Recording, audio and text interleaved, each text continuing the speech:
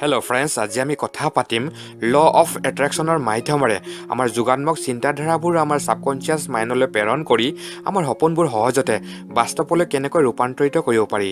গতিকে ভিডিঅ'টো সকলোকে নিশ্চয় চাই থাকিব। যেতিয়া আমি সাৰে থাকোঁ তেতিয়া আমাৰ কনচিয়াছ মাইণ্ডে কাম কৰে, কিন্তু ছাবকনচিয়াছ মাইণ্ডে 24 ঘণ্টাই কাম কৰি থাকে। আনকি আমি শুই থকাৰ সময়তো ছাবকনচিয়াছ মাইণ্ডে নিজৰ কাম সম্পাদন কৰি থাকে। গতিকে আমি জীৱনত যিবোৰ কৰিব বিচাৰোঁ বা আমাৰ সপোনবোৰ যদি বাস্তৱত ৰূপান্তৰিত কৰিব বিচাৰোঁ, তেন্তে আমাৰ ছাবকনচিয়াছ মাইণ্ডত এই সকলোবোৰ প্ৰগ্ৰামিং কৰিব লাগিব। তাৰ বাবে প্ৰথমতে আপোনাৰ যিবোৰ সপোন আছে, লক্ষ্য আছে, অৰ্থনৈতিক ক্ষেত্ৰত, শাৰীৰিক, সামাজিক বা আধ্যাত্মিক ক্ষেত্ৰত, এই সকলোবোৰ এখন উকা কাগজত লিখক।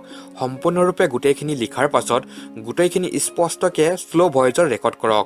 ভইচ ৰেকৰ্ড কৰিবলৈ আপোনাৰ স্মাৰ্টফোনটোও ব্যৱহাৰ কৰিব পাৰে, কিন্তু স্পষ্ট হ'ব লাগিব আৰু মন কৰিব যাতে অন্য কোনো বেলেগ চাউণ্ড ৰেকৰ্ড নহয়। ৰেকৰ্ড কৰোঁতে এনেদৰে শ্ল' ভইচত কৰিব। মই পৰীক্ষাত ভাল নম্বৰ পোৱাৰ প্ৰক্ৰিয়াত আছোঁ।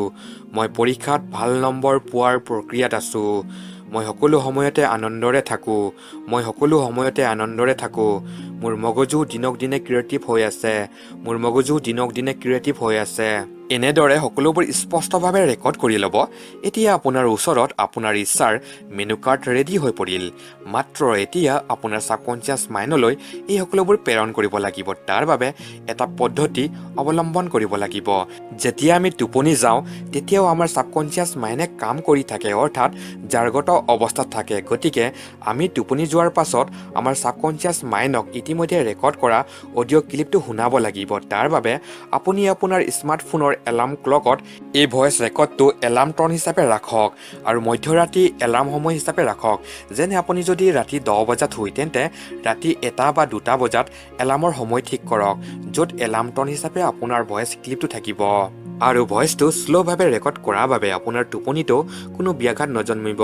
এনেদৰে প্ৰত্যেক দিনাই এই ৰেকৰ্ডটো শুনক। ইয়াৰ দ্বাৰা এইটোৱে হ'ব যে আপোনাৰ যিবোৰ সপোন আছে, লক্ষ্য আছে, এই সকলোবোৰ ছাবকনচিয়াছ মাইণ্ডলৈ প্ৰেৰণ হ'ব আৰু যেতিয়া আপুনি টোপনিৰ পৰা সাৰ পাব তেতিয়া আপোনাৰ ছাবকনচিয়াছ মাইণ্ডে আপোনাৰ সপোন, লক্ষ্যৰ সৈতে জড়িত যিমানবোৰ আইডিয়া, ক্ৰিয়েটিভ চিন্তাধাৰা থাকিব, এই সকলোবোৰ আপোনাৰ মগজুলৈ প্ৰেৰণ কৰিব আৰু মগজুত উদয় হোৱা সেই আইডিয়া, ক্ৰিয়েটিভ চিন্তাধাৰাবোৰ লগে লগে নোট কৰি ৰাখিব আৰু কোনো শংকা নকৰি অনুসৰণ কৰিব। আৰু ইয়াৰ লগে লগে আপোনাৰ আশে পাশে ল অফ এট্ৰেকশ্যনৰ জৰিয়তে এনেকুৱা পৰিৱেশৰ সৃষ্টি হোৱা আৰম্ভ হ'ব, যাৰ জৰিয়তে আপোনাৰ সপোন, লক্ষ্যবোৰ তীব্ৰ গতিৰে বাস্তৱলৈ ৰূপায়িত কৰিব পাৰিব। ফ্ৰেণ্ডছ, মই ভাবোঁ এই পদ্ধতিটো যদি আপুনি সফলভাৱে অনুসৰণ কৰিব পাৰে, তেন্তে নিশ্চয় লাভান্বিত হ'ব পাৰিব, যেনেদৰে মই লাভান্বিত হৈছোঁ। ভিডিঅ'টো চোৱাৰ বাবে ধন্যবাদ। ভাল লাগিলে নিশ্চয় এটা লাইক কৰিব আৰু গ্ৰুপবোৰত যিমান পাৰে শ্বেয়াৰ কৰিব।